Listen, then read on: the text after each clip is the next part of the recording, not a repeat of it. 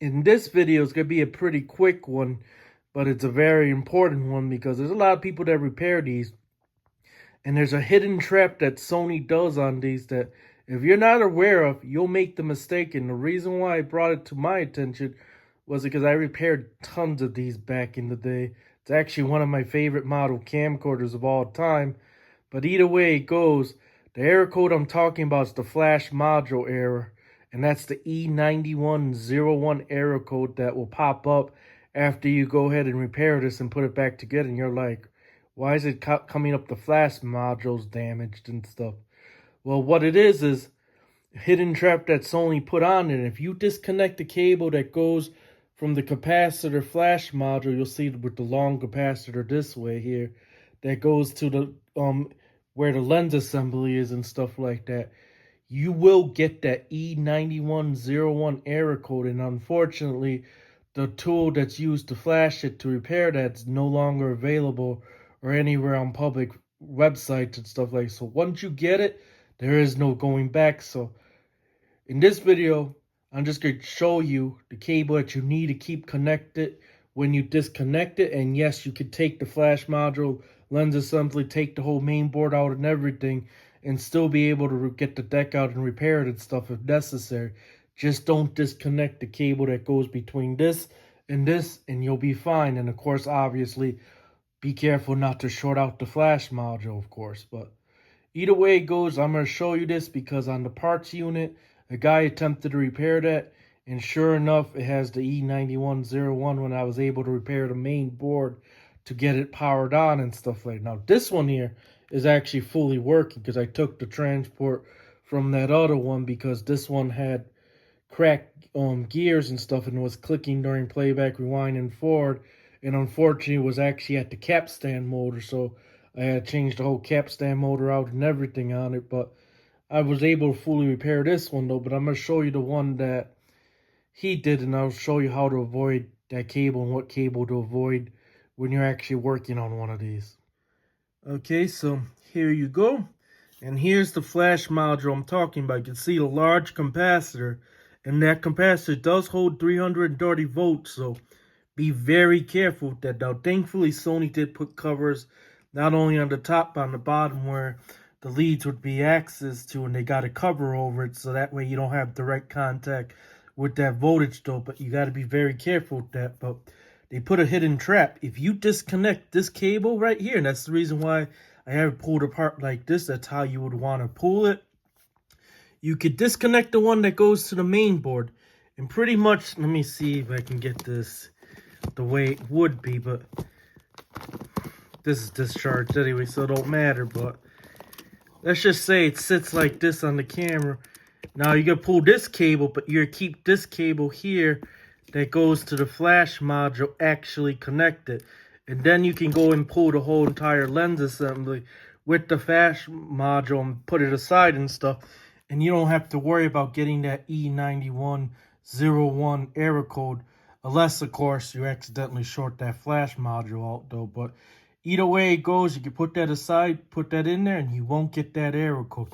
Now, unfortunately, the guy that worked on this camera already did and disconnected it, because most people, when they go and pull a camera apart, they're going to disconnect every cable. And when they disconnect this cable, you will get that error code, and there's no fixing it without that flash tool to actually reflash it, of course. But either way it goes, thankfully, on the one mine, which is actually the one I repaired, obviously I didn't do that, man, it works fine. But that's how you want to pull it apart. Keep this cable, and very critical, this cable that goes into this here connected to the flash module, and pull it out like that. Then, of course, and let me get this out of the way here, I'll put that aside there. Let me get the chassis here. If I can, of course, find where I put it. Oh, it's right here. Okay. And you can see there. Now you can be able to access everything and be able to take the main board and all this out. And then you'll be able to take your transport out to do necessary repairs, which I already did to the other one. Because unfortunately, this transport was in the other camera. And what happened to this transport was the gear to the capstan motor was cracked, and it had a few other problems, like the pinch roller was missing.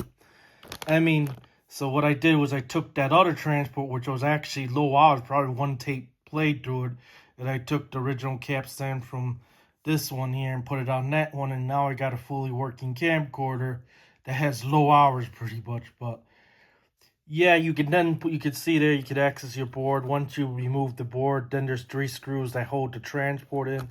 The actual cables going to the actual transport are these on the bottom. You can pull those out, and then you'll be able to slide the transport, of course, straight out. Of course, if you're actually timing or servicing the transport, you want to have it in the open position, so that way then you can pull it apart and retime as necessary and stuff. You don't want to have it in the closed position like it is now, where it's in the loaded position. It has to be on the unloaded position, so you're gonna have this open and this up when you as you pull the transport and stuff like that. It makes it easier than to have to retime everything and put it back together when you're servicing transport. But there you go. So I figure I'll go and show you the flash module, since this one's already messed up anyway. And you can see there, it's 330 volts at 86 microfarads. So this capacitor is no joke. That's why they had the covering the leads up and stuff, so you don't accidentally touch it or short it against something. And there you go. And you can see what it looks like. So I'm going to go ahead and put this one back together, and I'll demonstrate the other one, because the other one I already fixed 100%. So just to show you as you're taking this apart, so you know exactly which cable it is, this cable here is the one you do not want to disconnect. You want to keep that connected to the flash module here. As you can see, it goes there, and then you can put this aside, take your lens assembly off the flash module, and you'll be okay.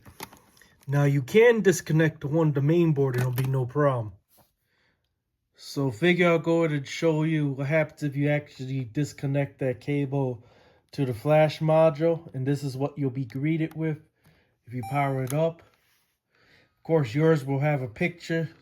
This one actually has a problem with the lens assembly. This is a parts camera, but I put it together enough just to show you what that error code would be. And there you go. That will be the message that you'll be greeted with if you go ahead and disconnect the flash module. And of course, if I hit the flash button on the side here, you'll see there, flash cannot charge, not available. So that's what you got to be careful with. So I went ahead and fully repaired my Sony HDR-HC3 HDV camcorder. This also plays DV tapes too as well. And go ahead and show you that so long as you don't disconnect that cable, the flash module will still actually not throw out an error code and work. So let's turn it on. I also made a test recording too to show, because I had to repair the transport on this thing. And the problem with the transport was it had the clickety-clack, and it wasn't actually the real tables. It was actually at the capstan motor. So I had to take parts, and I took that transport from the other transport, which was in much better condition. And I swapped over parts that were good from this one that needed on the other one, and made a fully working transport, retimed it and everything. So this camcorder now fully works. I also did the mode switch and all that while I was at it, because I had to get the whole entire transport pretty much apart. Wasn't easy, but either way it goes, you could see there, no error code.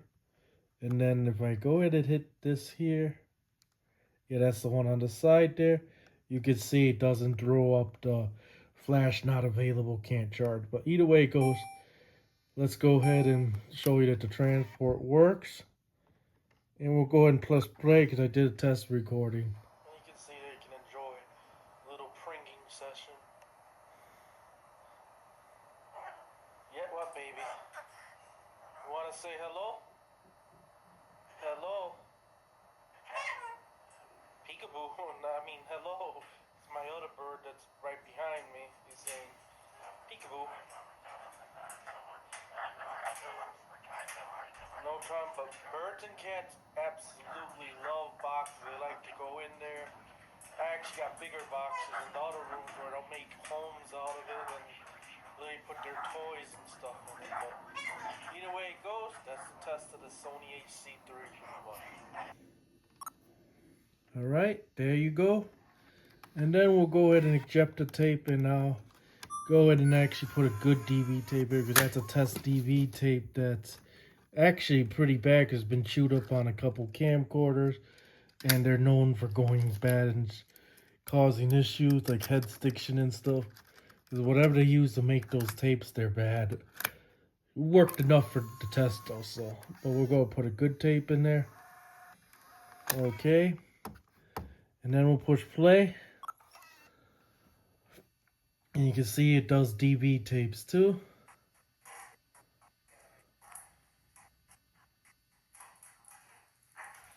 Okay. What's funny is this tape's in, you can see fast scan. And you can see it's working good. No dropouts, no nothing. And then we'll go ahead and go fast forward. And the thing I love to hear, no clicking sounds no more, because before it was pretty bad, I will say that. But now it's nice and silent and back to normal. And you can see there, we'll go and let it rewind the whole entire tape. But either way it goes, it is fully functional now. So there you go, and you can see it runs pretty quick too.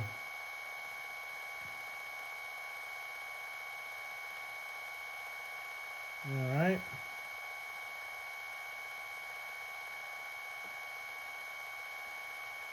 And you can hear, nice and silent, besides it fast rewinding, but no clicking at least.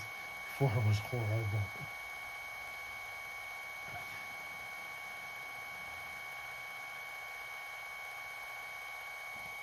And we'll go and press play. Yeah. Alright. And then we'll eject it. Let me get the eject button, of course. And there you go. So yep, the camcorder is fully functional now. And this pretty much concludes the video for this HDR-HC3.